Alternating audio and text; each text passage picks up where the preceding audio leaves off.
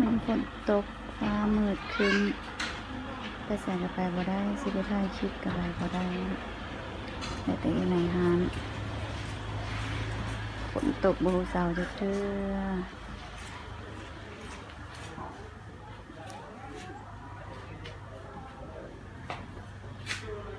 อยู่ห้างผู้เดียวอยู่ห้างผู้เดียวบ่อยากแค่มัน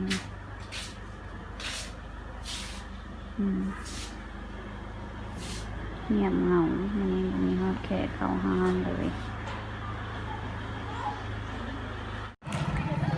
ท่ามกลางตลาดในมันนี้นะฝนตกมิดอิมซิมบ่มีคนเลาะตลาดเลยตลาดสามชั้น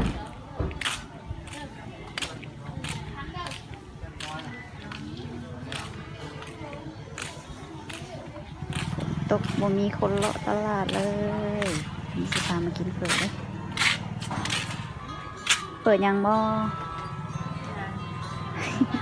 ให้เปิดหัวเขาได้เปิดหมูเปิดใกล้เปิดเดียวก็ได้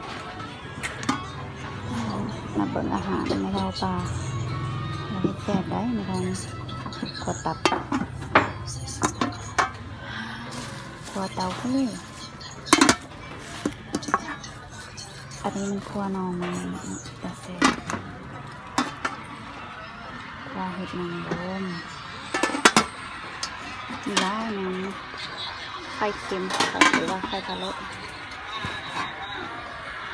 แกงจืดผัก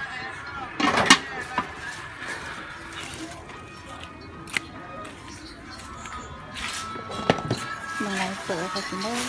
ซิมกันซิมแค่คนเดียวถ้าเราไม่ได้ไปตลาดสามชั้นพยายามมากินถ้าเราให้เปิดแซ่บก็เปียกแซ่บฉะนั้นเราให้ซิมร้ายแซ่บ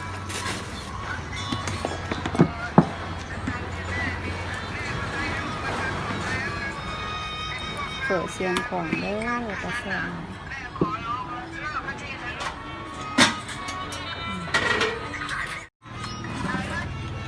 เปิดเด้อเปิดมาว่าไงมีไก่ด้วยกับใหญ่อีกเอาละเราเปิดแบบง่ายปุ๊บก็อันนี้เป็นฮานคอยเด้อดี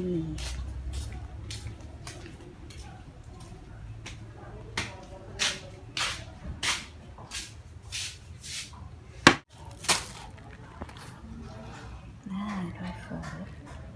กระแซบกินกันเด้อทุกคนมีผักสลัดมีผักมีเฝอ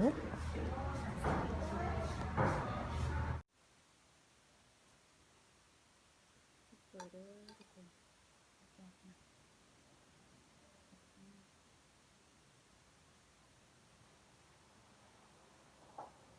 กินกันเด้อ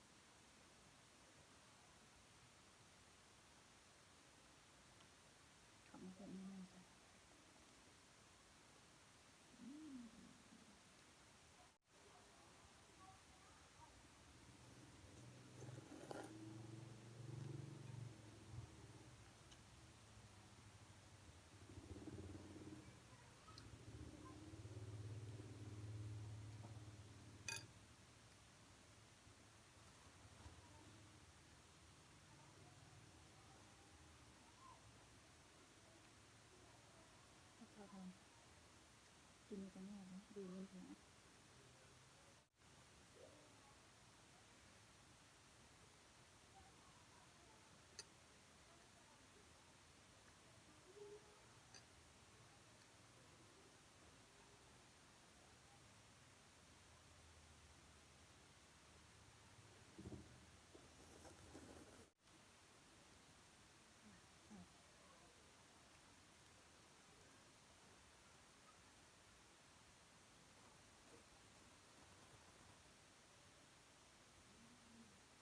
ผักบง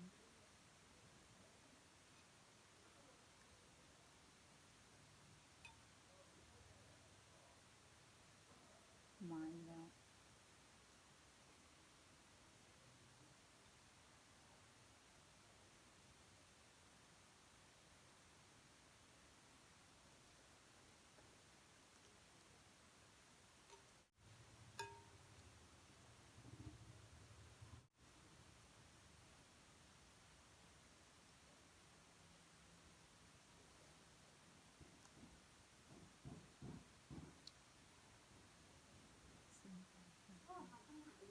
มาเด้อ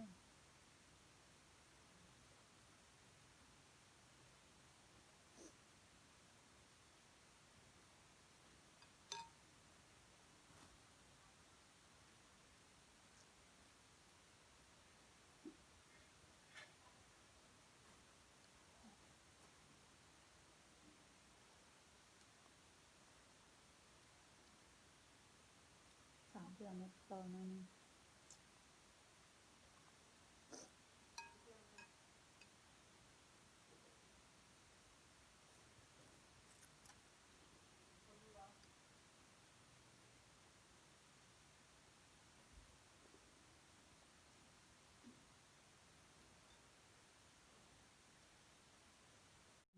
มันจะกลับบ้าน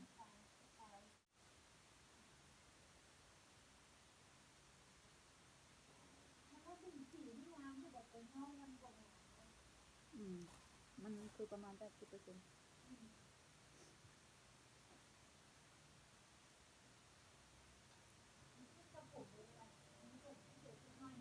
อืม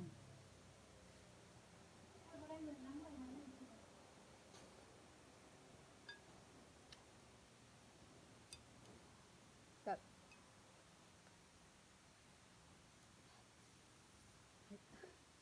มันจะเรียกว่า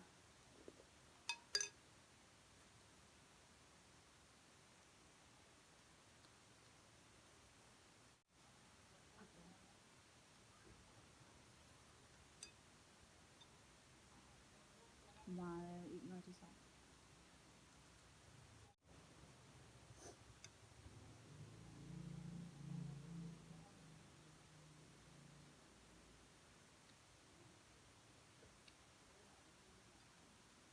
ตามแซ่บ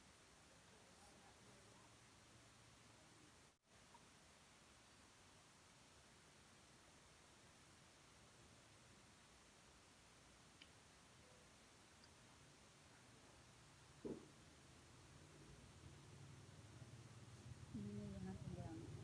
ลูกค้าก็บอกมาหาฝนตกแห้งมีลูกค้ามา